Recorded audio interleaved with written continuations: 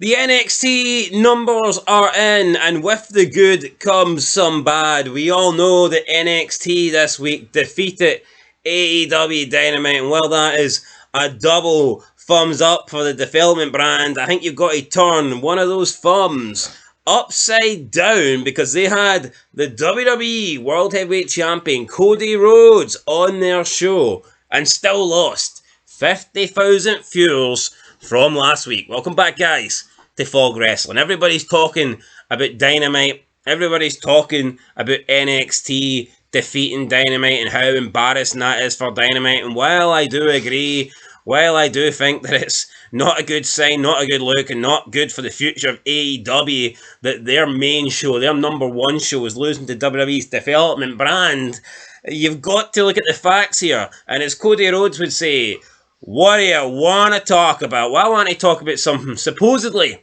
the biggest guy, the face of the company right now, Cody Rhodes, no doubt about that.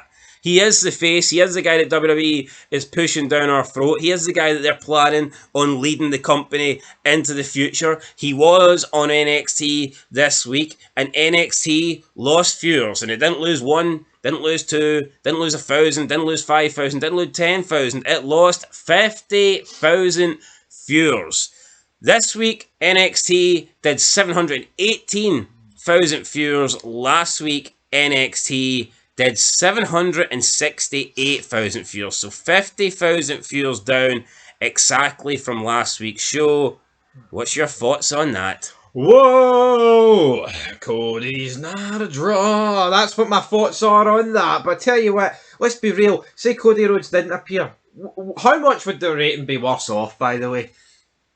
Maybe it just scrapes 700,000. Because I'm not going to pretend and say this guy's bringing like $500,000 to NXT. Of course he's not bringing $500,000, man. You take $500,000 away and they're at the 200k territory. Do you think 18,000's fair? 25k?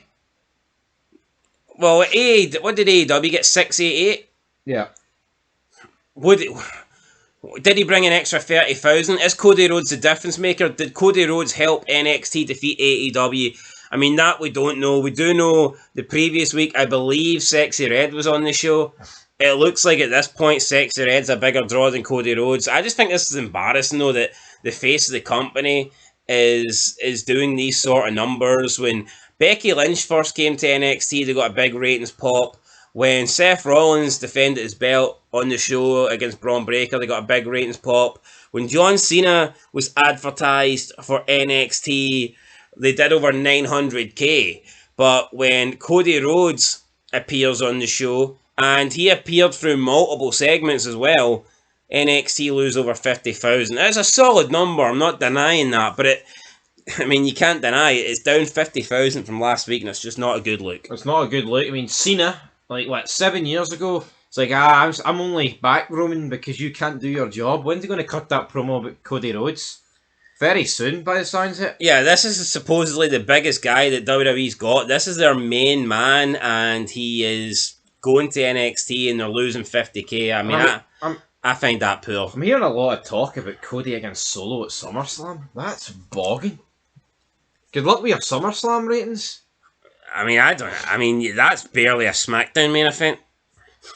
Here, we think what they're doing is Punk against Drew. That has to main event. Not Cody against him. I tell you what, if Cody versus Solo main events over Punk versus Drew, then Triple H should never be allowed in the kitchen again. Aye, I agree with that. But anyway, yeah, this week's NXT down 7%. Like I say, down 50,000 in total. That's why I think CM Punk's a little bit of a bitch, though, because see, this is like 12, 13 years ago. He'd have called that out. It's almost like now he knows it's his last chance, so he is just going to be a fucking team player. In fairness, though, he's not there. He is not there, but I'm saying when he is there. Yeah, but what can he call it? He's not really been... What do you want me to call it? No, I'm the fact he didn't win the Rumble? I'm speaking hypothetically, like when it does happen, I think he won't. I don't think he will call it. So you're bashing him for something that hasn't even happened? No, I'm predicting it. I think he will job it. I think he's lost a bit of his finicking.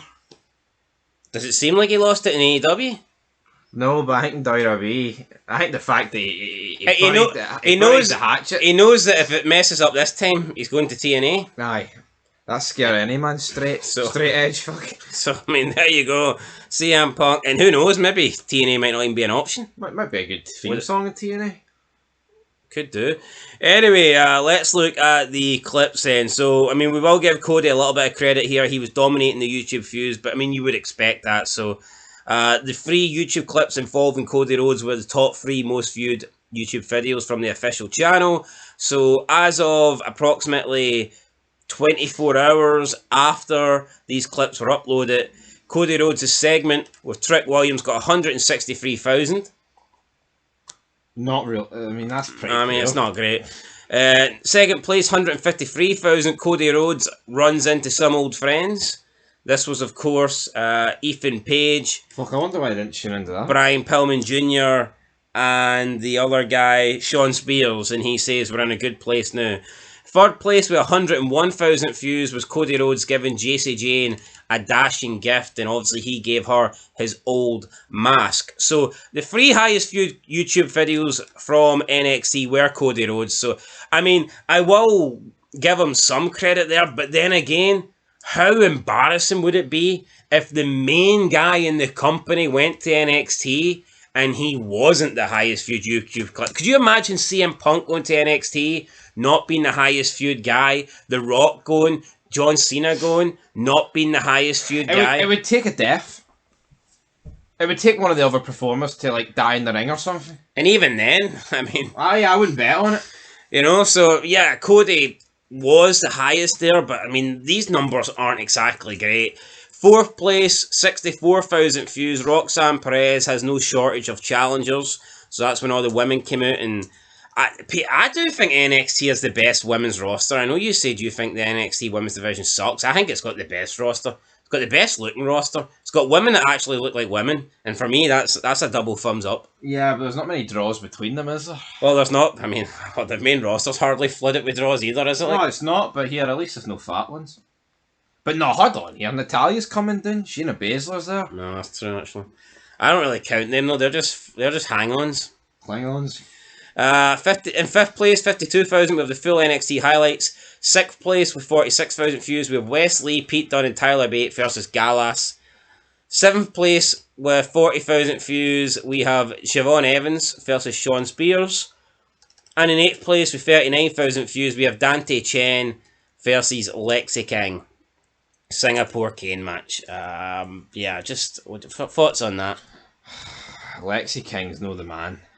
I've said it, and I'll always say it. The guy's fucking shite. But Cody Rhodes can do the wee Spider-Man finger point, man, and that means, hey, we're all in a good place. Hill. Am I the only one that thinks that he made a mistake actually disowning the Brian Pillman Jr. name? No, I agree. Because, see, if you're a second generation, that's the only thing he's got. Look at Cody Rhodes. Yep. See if Cody Rhodes said, I'm not going to be a member of the Rhodes family, I'm going to make it on my own. How the fuck did Stardust go for you, mate? No, see if you actually... Who in wrestling completely distanced himself from their father's name? Probably, like, Bray Wyatt is one of the few examples I can think of. I mean, you look at Orton, you look at Cody, you look at most of the Hart family, they always keep that connection. Like, even if it's not by name, it's still, like, by gimmick. I mean, I'm sure there's other people. I mean, look at Bischoff, Garrett Bischoff. Yeah, I mean, would Lexi King be in a worse off position if he was acknowledging himself as Brian Pillman Jr.? I'm not convinced. Yeah, no. If you're second generation, I know Brian Pillman wasn't a world champion, so to speak, but I thought he was an entertaining character. I don't know if there's a saying, right? But is it not better to be in someone's shadow than not be seen at all? I don't know, but you should probably copyright that. I would get that. No, but you know what I mean? I would not copyright it. I was like, no, what's that? When you get something done so people don't steal it for you. I don't know, but is it no better to be second? Is it no better to be second fiddle than no be fiddled at all? I don't know. Some people wish they were fiddled. Anyway, guys, that is it. We'll catch you in the next one. The numbers there are not great, but Cody Rhodes leading the way. But you know what? NXT, yes, past couple of weeks did get good ratings, but we got to be honest at this stage. People are saying it's because Shawn Michaels is cooking. How much of those numbers is because Sexy Red was advertised? Shaking our arse. Yeah, I know. Because we have Cody Rhodes in this week, and it lost 50,000. Cody Rhodes is not going to be there next week.